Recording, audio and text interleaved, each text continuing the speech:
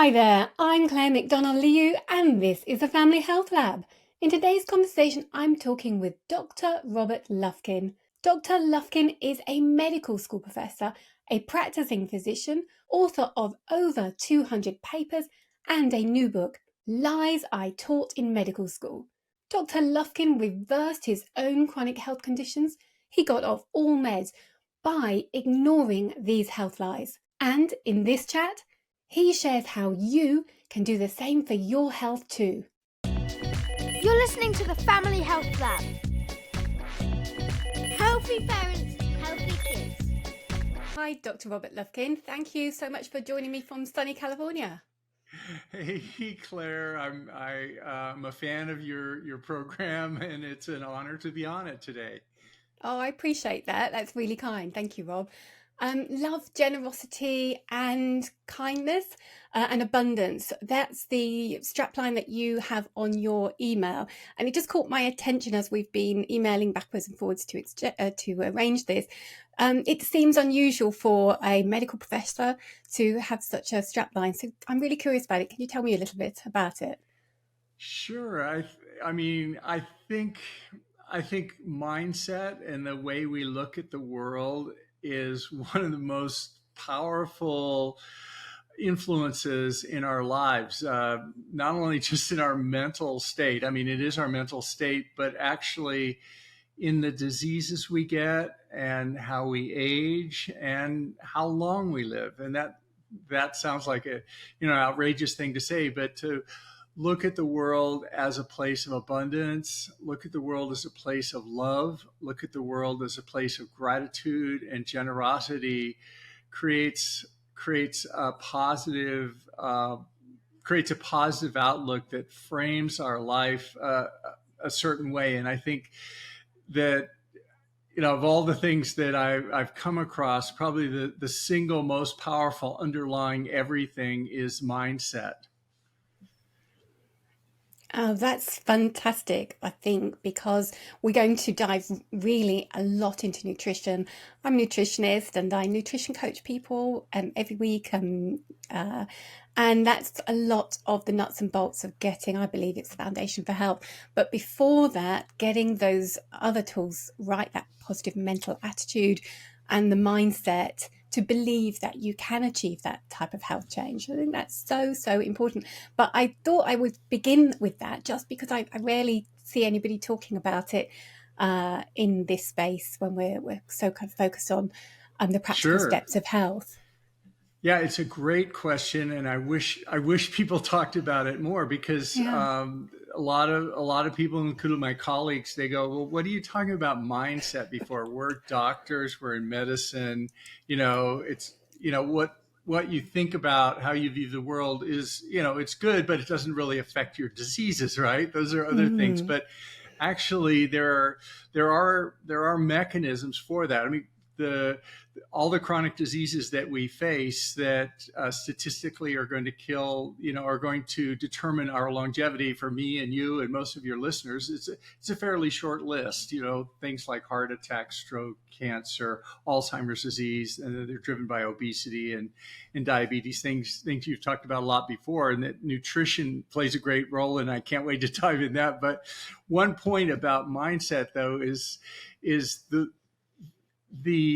all those chronic diseases are driven by things like insulin resistance and inflammation underlying that. And the thing is, stress drives inflammation. Stress turns inflammation on. Stress actually drives insulin resistance. If you take someone and stress them by making them stay up without sleeping, they will basically develop insulin resistance, and they'll have glucose abnormalities related to that. But the point is, our viewpoint, our perspective on the world, how we look at the world,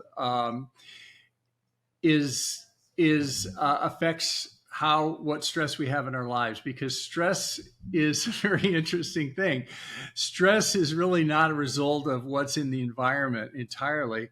Stress is really the result of how we respond to what's in the environment.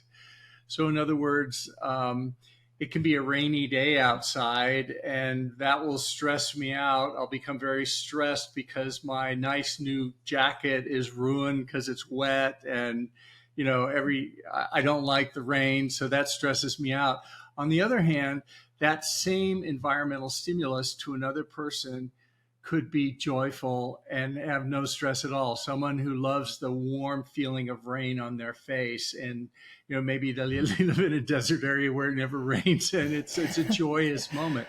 So to some extent, we get to control what the stress is in our lives through our own reaction to it. And there are techniques with meditation and all where we can control reactivity and all, but it's a whole discussion on mindset. But I just firmly believe that our mindset is a significant driver for all those chronic diseases. And for to help us unpick those diseases and unravel. So yeah, powerful and an enormous topic in itself. You touched on the term that's being used more and more widely in maybe the circles that we're in, but perhaps not in the public everyday kind of language, insulin resistance. And I know from my coaching, talking to people, that they're not actually aware of what this means. They may have heard of it somewhere and kind of maybe have a vague idea. Are you able to break that down? And is it important that families are aware of it? Do they need to know about it? Is it something that's going to affect them? Yeah, it's a great question. And insulin resistance, I didn't mean to jump right into the weeds there, but it's an important concept. And let me see if I can break it down into some understandable terms. First of all, insulin is a hormone that we secrete normally. It's necessary for life. If we don't have insulin, we die. Type 1 diabetics are people who can't produce insulin from their pancreas, and they need to take external insulin to survive. Insulin's an interesting hormone. It, as I said, is produced in the pancreas, and it helps the body store glucose as fat. And that may seem like something bad. I don't want to get fat, but actually it's a healthy survival thing to be able to store energy as fat. When people, when animals hibernate, they want to store fat. When animals become pregnant, they want to store fat because they may not be able to eat as much. So storing fat is essential for life, and insulin is essential for life. An interesting thing happens, though, that's happened in the 20th century, a phenomenon where if we're exposed to foods that stimulate insulin responds to food. So primarily the three macronutrients, your audience may be familiar with those, but there are three basic food groups: carbohydrates, proteins, and fats. And of those three food groups, two are essential for life: proteins and fats. If you don't have those, you'll die. Interestingly, the third one, carbohydrates, are actually not essential for life, and there are human populations that eat very little carbohydrates and they do just fine. But it's interesting, insulin primarily responds to carbohydrates. So when carbohydrates are in our body, and carbohydrates are sugar and starches, when those are in our body, insulin is secreted and it gives the signal to store the glucose as fat. Well, what happens if we eat a lot of carbohydrates and tend to overstimulate the insulin?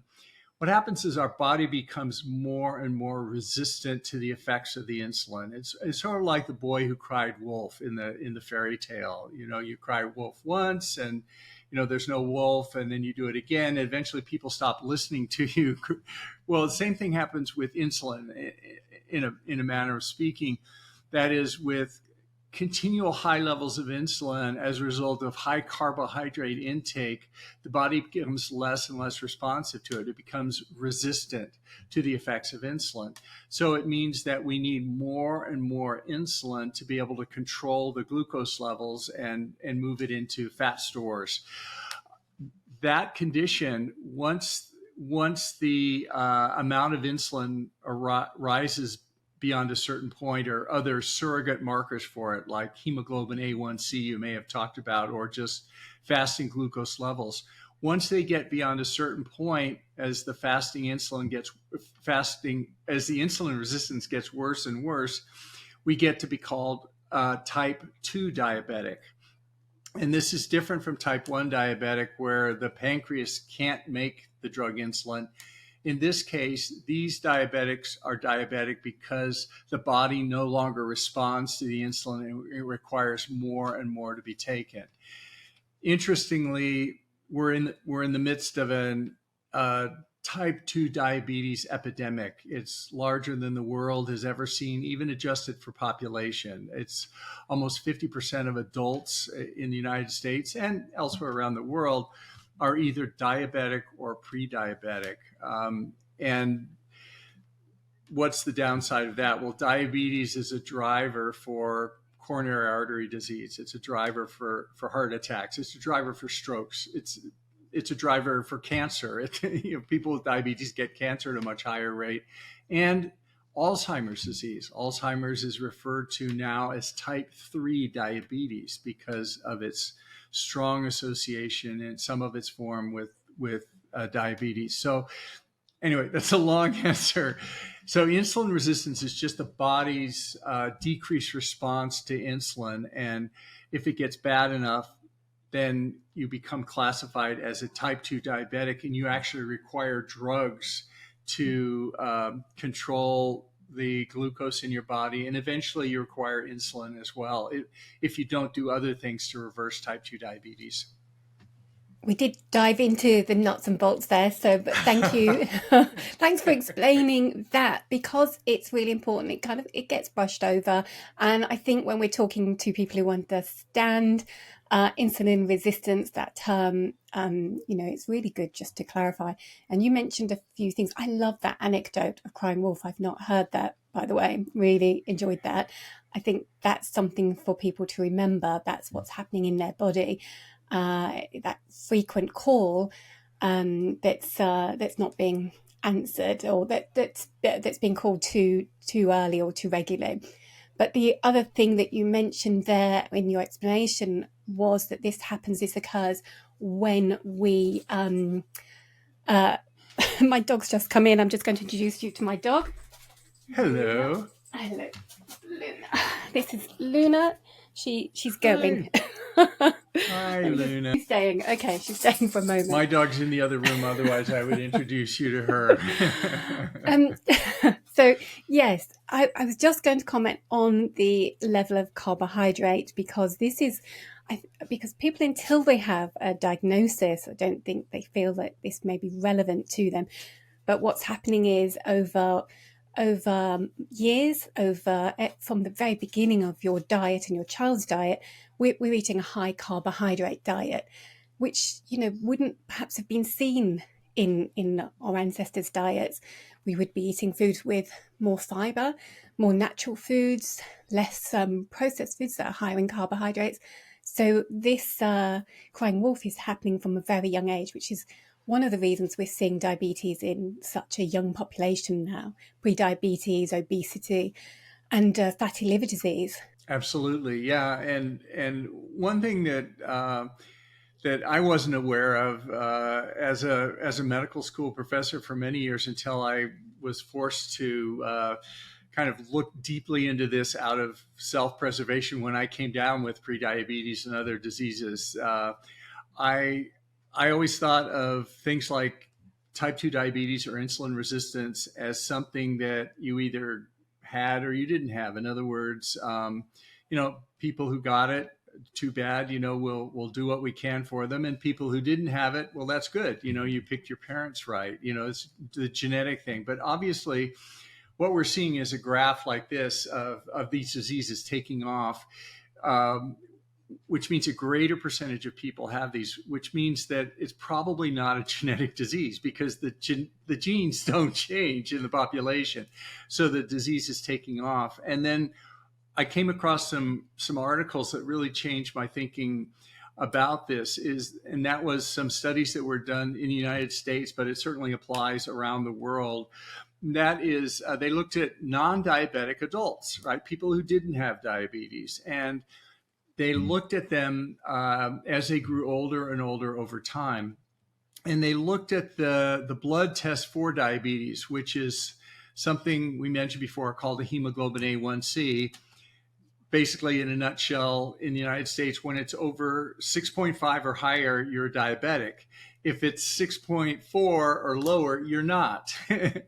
And that's the diagnostic criteria that physicians use to start people on diabetic medications. Insurance starts paying once you become diabetic and everything. But it was an interesting thing showed up in the data for these non-diabetic adults. As they got older and older, their hemoglobin A1C kept going up and up and up and up and up like that. What does that mean? It means that as we get older, we become more and more insulin resistant. In other words, this is occurring in most, if not all of us. And if we live long enough, one way to think of it is if we don't die of something else first, maybe insulin resistance and diabetes is like gray hair. If you don't die of something else first, you will get, everyone's on the path, or at least many or most people are on the path to type 2 diabetes. So what does that mean? Well, it means that all the diets and stuff that you talk about for type 2 diabetics, we could all benefit from looking at food the same sort of way. In other words, as we'll probably talk about, carbohydrates and other things that drive diabetes. Even if I'm not diagnosed as a diabetic, I'm probably going to frame my own nutrition choices around the fact that diabetes is on the path for me somewhere if I live long enough, and I want to live long. Hopefully I won't die of something else first, but we all die of something. But I don't want it to be diabetes if I can control it. So interesting. I think a lot about what you're talking about and your mission, which you speak very beautifully about on your podcast and in your book, which we're going to talk about. You have a mission, and that is to help people to reverse that. So we're not just scaring people and talking about the harms and the dangers of food. You really do have a good amount of information on how people can not only reverse it, which is incredibly exciting in itself, but for listeners with younger children, you can prevent a lot of this. This is not inevitable. There's something very wrong with our food culture. And so you mentioned, we've talked about diabetes, and you yourself, you're a knowledgeable man, you're a medical professor, and you looked after your health, but you were still diagnosed with a number of health conditions. And do you want to tell us about what happened and your journey with your own health? Sure, I'd be happy to. And let me say that I was raised. My mom was a dietitian, so I was raised following exactly. I mean, like any child, would I deviate a little bit? But pretty healthy. Our family, yeah, we what we thought was healthy, which was low fat. We substituted margarine for butter because we were afraid of the saturated fat in the butter, and we instead replaced it with seed oils and trans fats in margarine, which we now know are pro-inflammatory and are much worse than saturated fat in the butter. We basically followed the food pyramid, which was developed not so much for people's health, but more as a marketing strategy on what foods to eat. If you look at the bottom of the food pyramid, which was something that was from the USDA from 1995 to 2005 in the United States, which dramatically influenced and still continues to influence eating habits worldwide. The bottom of the food pyramid, which is what you're supposed to eat most of, is entirely junk food. It's basically cereals, grains, baked goods, all those things like that, which are largely pro-inflammatory. A lot of carbohydrates, a lot of starches, a lot of seed oils, a lot of grains, which I believe, are pro-inflammatory also. And For the brain all, and for the gut. Yeah, absolutely. absolutely. And that's what we're encouraged to eat and have done. Such an amazing piece of marketing that families like your own, and what you're saying sounds very much like it's echoed across most families, that they went for these healthy things. Families who had for generations been eating butter, having milk, having eggs, having red meats, they flipped to these healthy foods in packets. Ultra processed foods, a great deal of them. Yeah, yeah. I mean, the the one thing with the diet is I mean, people ask me, what kind of diet do you eat? Well, it's it's like diets have become so politicized, vegan versus carnivore and everything. And as I've said, I love my vegan friends. I used to be vegan for about 10 years. I love my carnivore friends, and I think you can be healthy or unhealthy with either one of those styles and anything in between. And just as you say, Absolutely. Yeah. I think it's trickier to be healthy as a vegan just because the micronutrients aren't as available. But I think it's possible to do it. But the one common way that all those diets fail, as you mentioned, is with junk foods. And they're plant-based junk foods. In fact, most junk foods are plant-based, but they're also animal-based junk foods that even the carnivores, need to watch out for as well. but yeah, junk foods are the key.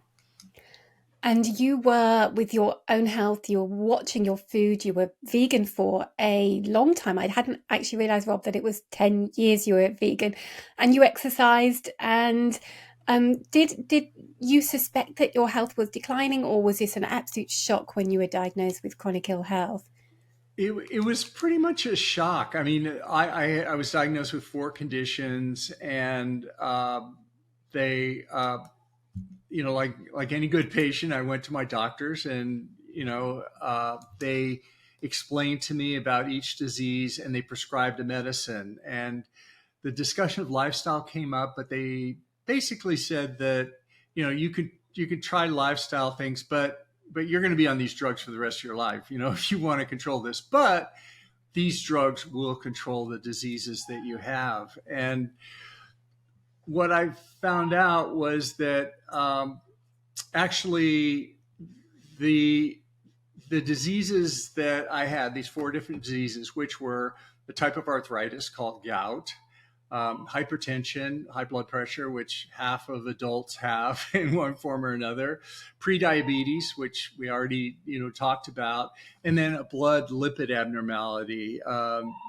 And for each one of those things, I thought, and my doctors told me, they were really very separate. They were not, it's not like arthritis is linked to hypertension or anything like that. But as I began diving into this and really doing research on what the latest articles were, largely out of self-interest, because I just didn't want to die myself, began understanding that these diseases are actually all linked by a common cause, which was very interesting. And the drugs that I was given, although they controlled the acute symptoms of it, they actually didn't control the underlying disease. So the underlying disease was continuing to get worse and worse.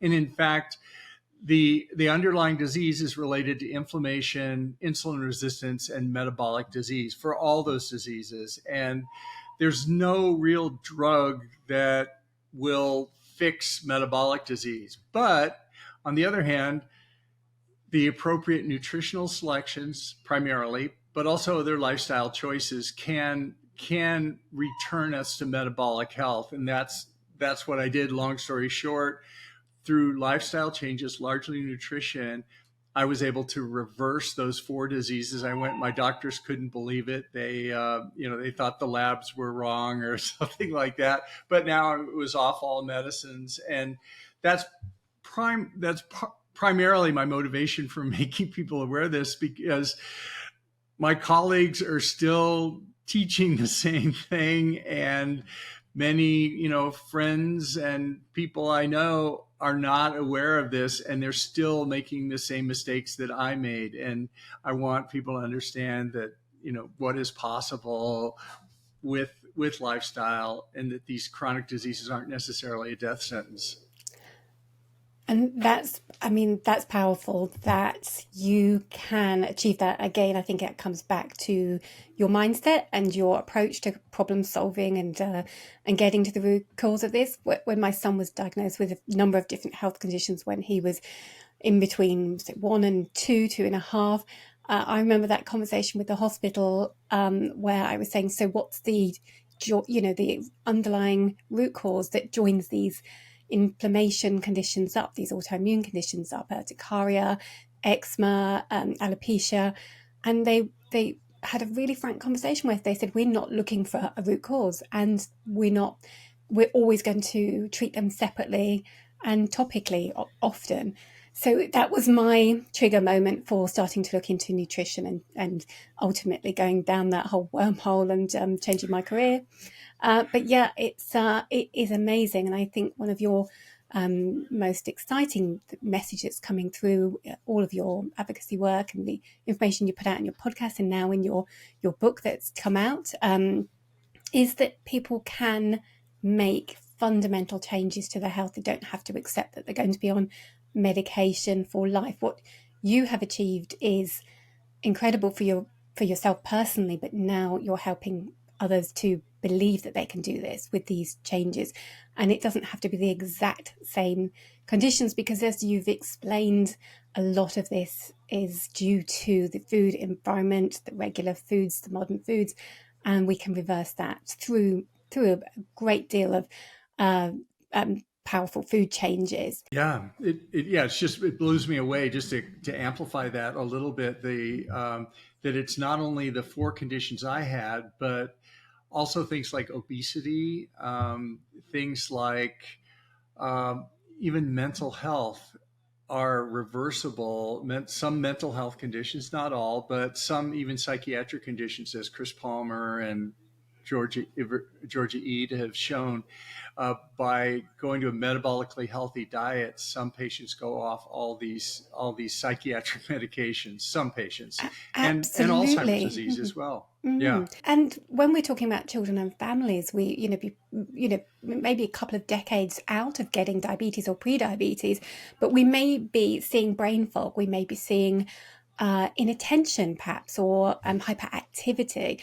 And some of these foods that we're talking about that's become our modern foods, they displace nutrient-dense foods, which is a bit of a faffy way of saying just real foods, whole foods that have got the goodness, the antioxidants, the vitamins, the minerals, the nutrients that the brain actually needs. It's still forming, and it's the first 1,000 days and preconception and during the womb are fundamental, but the brain is still developing. The frontal cortex develops up until in our 20s, and we need to be putting the right nutrition in, and what we're doing is squeezing that out. I mean, some of these magnesium deficiencies that we see in populations with autism and ADHD, for example, that's some of this potassium, magnesium, they calm the brain.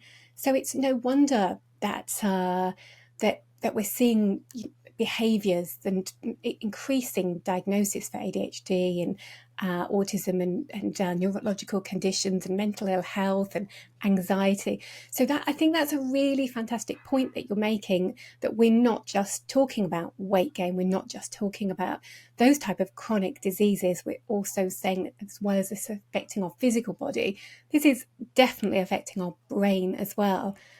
I just wanted to go back into your own personal health story. I just wondered how it made you feel to know that you'd reversed it and you had advice that you couldn't reverse it, you would be on lifelong meds, and that this was the advice that you'd also been giving and teaching. How and I can't imagine how that those realizations were for you. Well, as you might imagine, it was deeply disturbing, and it's it was one of the motivations for writing the book that I wrote, and with the title that I had with it, that basically to get people's attention so that more people can see the message and like I said, not make the same mistakes that I made. It's a great title of your book, Lies I Taught in Medical School. Ouch. Like that's a That's a catchy title, but it's, packs a punch, doesn't it? Well, and it's not that far off from the way medical education and even science is. If you think about it, I mean, one of the one of the greatest doctors of all time was Sir William Osler. He was a Canadian physician in the end of the last century, or no, the end of the 1800s, the beginning of the 20th century. And he has a famous quote about medical education. He was actually addressing a graduating class of medical students on the day they were to graduate and become doctors. And at the end of their 4 years of medical school, he said, gentlemen, and of course, at the time, most people were male. So it was, gentlemen, we have a confession to make. 50% of what you've just learned, what we've taught you, is incorrect or wrong. And furthermore, we don't know which half it is. And of course, those, we're familiar with science and the way medicine works. That's the way it is. We're constantly learning new things. And what we thought was true 20 years ago is not going to be true today. And probably, things that we believe today may, will be changed, certainly as our understanding deepens. But the point is, we have to be open-minded. And the nature of medical education today is people learn what they learn in medical school, and then the medical profession, for a number of reasons, has become very, very siloed. So people go into specialties like cardiology or neurosurgery or radiology, or even family medicine is a specialty in the sense that it's very broad, but it deals with that. So what that means is people can't keep up with all the areas of medical education. So the person who specializes on hormones, like the endocrinologist who studies insulin and things like that and diabetes, may not be familiar with Alzheimer's disease because that's a neurological disease. Although, as we've talked about, the root cause of many cases of Alzheimer's disease is type 2 diabetes. That's the name, type 3 diabetes for Alzheimer's disease. So the problem is it's hard for people to keep up to date, and it's hard for these root causes and these new associations to become familiar. So we get locked into beliefs, like, oh, cholesterol is bad, so I shouldn't eat eggs, which even the most conservative medical specialties now admit is not true. And eggs are probably the healthiest thing we can eat. It's nature's Ozempic, actually. It's a very, very healthy thing, including the yolk. And we now know that dietary cholesterol doesn't affect serum cholesterol at all to a significant amount. And that's assuming that you believe elevated serum cholesterol is bad, which is coming into question as well.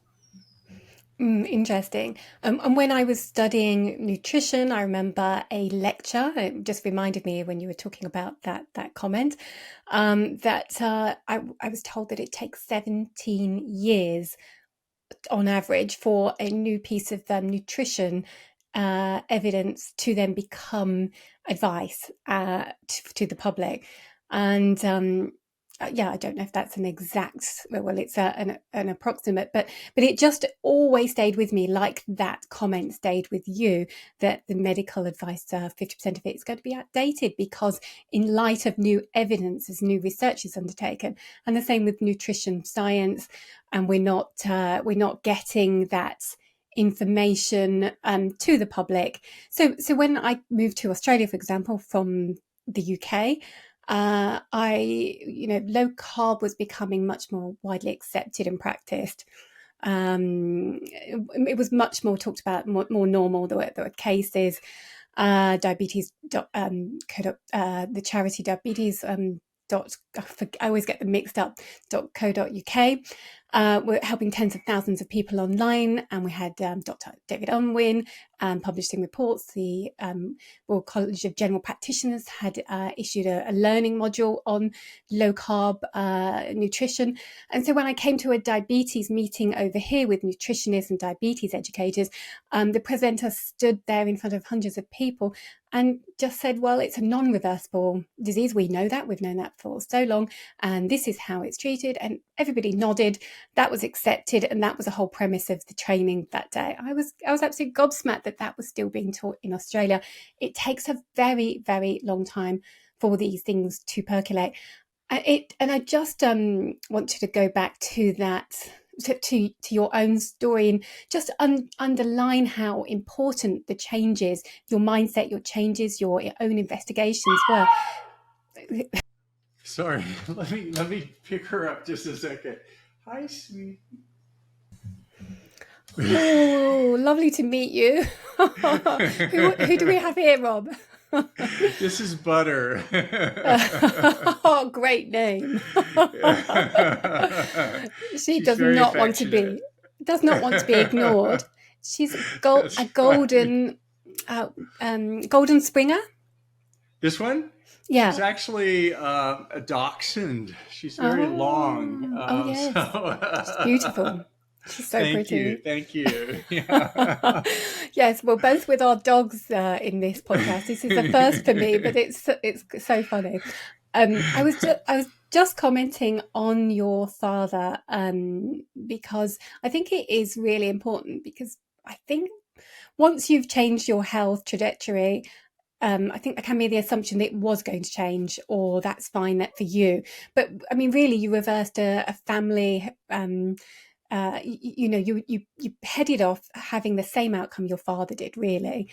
Yeah, for sure. And I'm not denying there's a genetic influence for all these things, but I think it's been exaggerated. The story was, well, what can you do if you want to live a long time? Well, the conventional wisdom was just pick your parents, right? And now, as we understand longevity more, and these chronic diseases that determine our longevity, it appears that while genetics do play a role, it's a much smaller role than we thought for most diseases, and certainly for the diseases I've mentioned.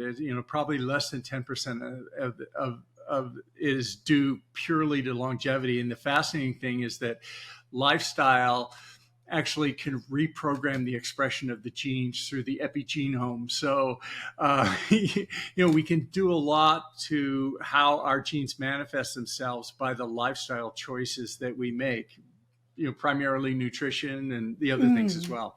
And the other things, and that is what your book is going to help people with. They're going to help, because we're chatting around and we can't cover everything in a podcast chat, but you have dived into fundamentals that we're being told, and it's being backed up in the media all of the time. When you go and see your doctor about your health condition, it's likely to be backed up. Your premise of your book, The Lies I Taught in Medical School, is to unpick those with a great deal of evidence and science, and help people to navigate a completely different route for their family, which is amazing. And you state in the book that you believe that these lies were killing you, so that the science that's being taught, that you were teaching in medical school, that you're going to get in your doctor's office, or you're at your diabetes educator office, or a different health professional, still being given, still being taught. So which of the lies do you feel that families should start with? Which one is a good place to start? As in, it's a low-hanging fruit and they can make changes starting from today, for example.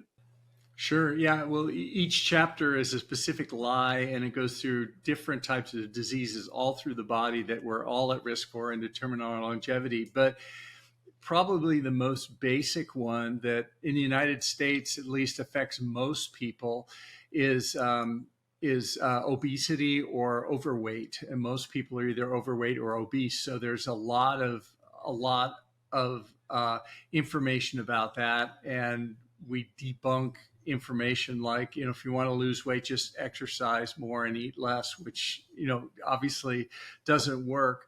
The other thing underlying obesity, even if you're not fat or overweight, there are still metabolic abnormalities that we all need to be aware of, that we can all, for almost all of us, we can improve and optimize. And we're undergoing a revolution in longevity. I had no idea.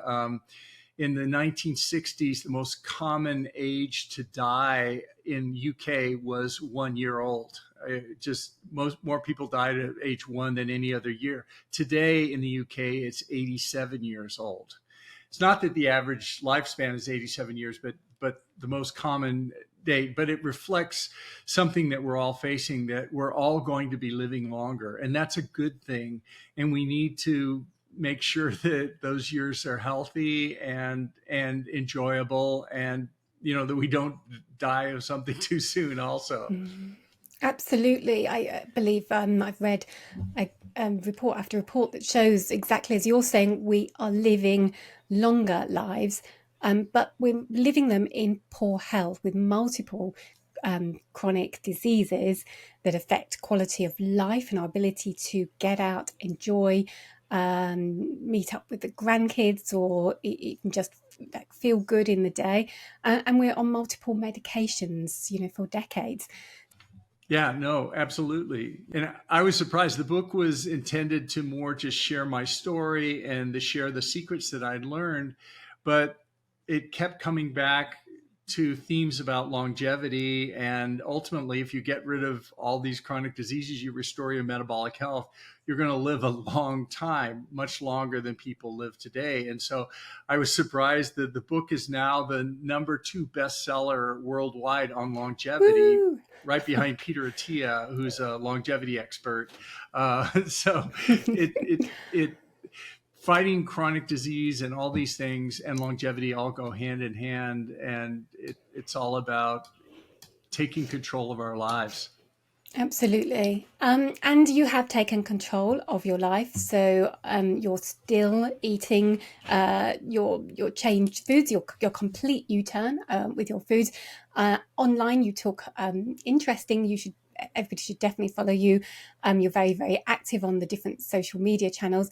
And you talk about, I think, quite controversial topics, which is still such as fruit, whether people should be eating fruit and whether it's healthy, saturated fats, red meats, eggs. You give people kind of tips and nudges along the way, and they're often they're short pieces that people can follow for everyday advice, or just kind of rethink what they think they know about the science. In terms of your own daily foods, and you mentioned it briefly that people are very interested in what you eat, and definitely people don't have to go out and copy exactly what you eat, that we've got to find our own path and what suits us. But on that point, can you talk me through what you generally would eat? Sure. Or an average day? Yeah, it's getting rid of junk food. And, confession, I'm a reformed junk food junkie. I love junk food as much as anybody else does. I can't keep it in the house.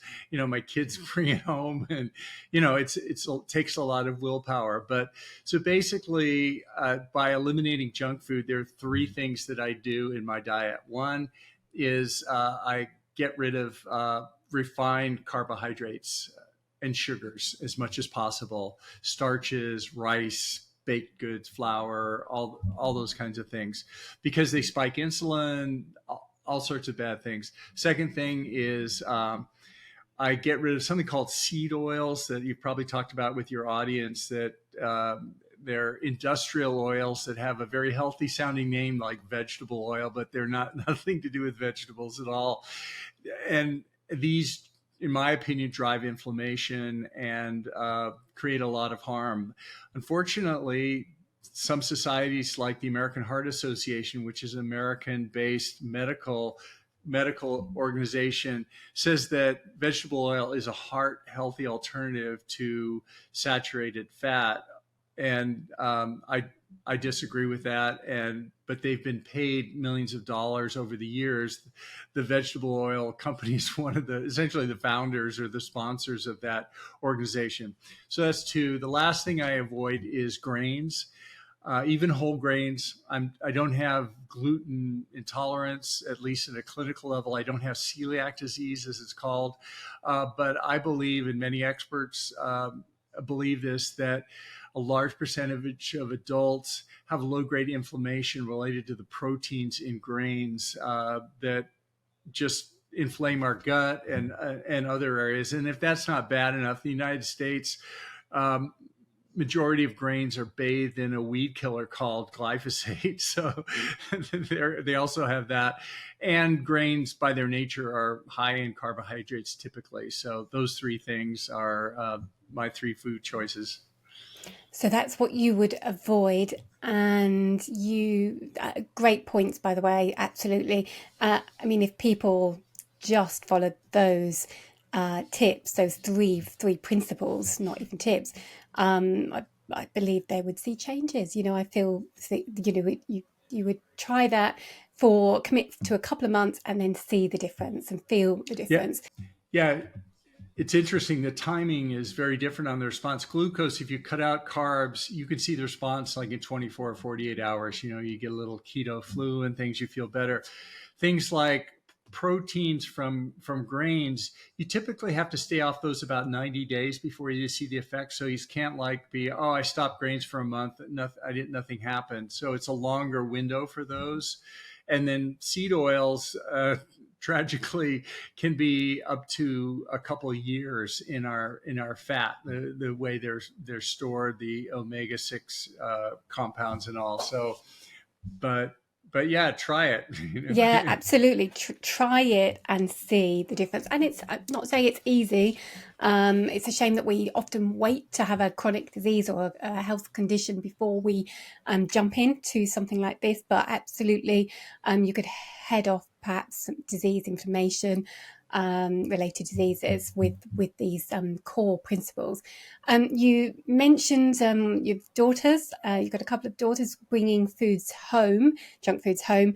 I have going on to be a teenager now, a son, 14, and a daughter, 12, and you changing your foods when you have children around of those ages is really difficult. And what I want for them and their friends and children generally and parents listening is for them to be able to switch out a lot of these foods. What were your biggest challenges as a father of daughters, and how are you navigating that? Well, it's very, very challenging. You have to pick your battles, and they live in a world of junk food, and their school serves them chocolate milk on their snacks, and sugar coated cereals, and it's very difficult changing that behavior. I try and pick my battles, but it's very challenging. It's really, really challenging. I noticed with your videos online and your podcasts that one of your daughters sometimes closes those out with a few comments. So that they quite which is so sweet. I really love it. It's a family affair. So is that your way of trying to bring them in and educate them as you go along and get them engaged? Yeah. I mean, they're interested in this book coming out. I have a 12-year-old daughter and a 15-year-old daughter, so they're interested in the book, and they're sort of interested in the podcast, and they're sort of interested in social media and things. So some of the messaging from that is getting through to them. So it's Yeah, it's it's fun. It's fun. It's a challenge, talking about health and changing health and working with different people, and then trying to help my own children to navigate. And sometimes they're interested, sometimes they're not. My daughter's in ketosis because she's managing a long-term health condition with ketosis, which is so good. We miss out on so much of the crap. Nice. Yeah, but it was always harder to get the schools or the organisations to engage with this for my son because there wasn't a clear medical reason. So it's really, really difficult. And he is a typical teenage boy that wants to try a lot of this stuff. So we just try to, go for a lot of protein, a lot of real food education, but then, also be a little bit flexible with him in terms of what he can try and what he wants to do when he's out with his friends or at a party, for example. But it's tough. It's not an easy one to navigate with young kids. Can I ask what disease entity your daughter has that she's on a ketogenic diet? Is it for life that she's on? It's for epilepsy management. Sure. So after we resolved my son's health conditions, urticaria, eczema, alopecia, I was just blown away. I called that a gut healing protocol, and looking back, it was carbohydrate restriction, but I wasn't intentionally carbohydrate restriction. I was sugar and processed food restricting. And after that, our daughter began to have seizures, a baby from 6 months old, and they escalated to the point where there were hundreds a week. We found the ketogenic diet, which 10 years ago, there wasn't a great deal of information, not like now. It's incredible for me to find it mushrooming into and being, associated with health management and control and reversing multiple conditions. So yeah, we put her on that independently because we weren't able to get anyone to support us. Wow. And Good for you. yeah, and we actually came to Australia at that point because we felt that the team in the UK didn't want us to do that. They were telling us not to. It was too dangerous. So Wow. so yeah, we had quite the journey, and within a week we were noticing differences. The seizures were shorter in duration. They'd been up to 45 minutes long, which was crazy. Wow. And Wow. they within weeks, months, they were 2 minutes long.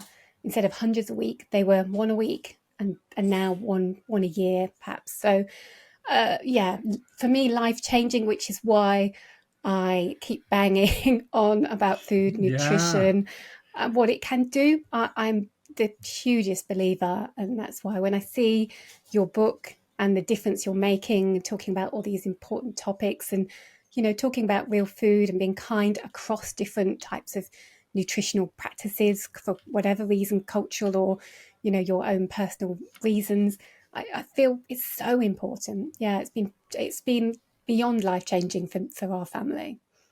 Yeah. Well, after we get the book launch done, I'd love to have you on our podcast to talk about your story with your daughter, if you'd like to, and the work you're doing too. That'd be wonderful. Absolutely, yeah, that'd be a pleasure. Yeah.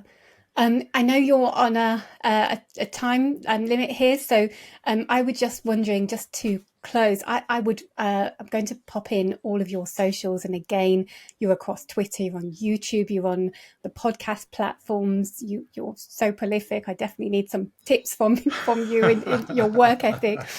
But I massively encourage everyone to get this book for themselves personally, but really I want you to give it to your health professional in your life if you know somebody, because that's what I want. I want health professionals of all disciplines to read this book and have it in their office. How amazing would that be? But to close out, Rob, what would you like people to start with if they've listened to this, they feel inspired, they believe that their own health condition could be changed? What one thing that should they start off with?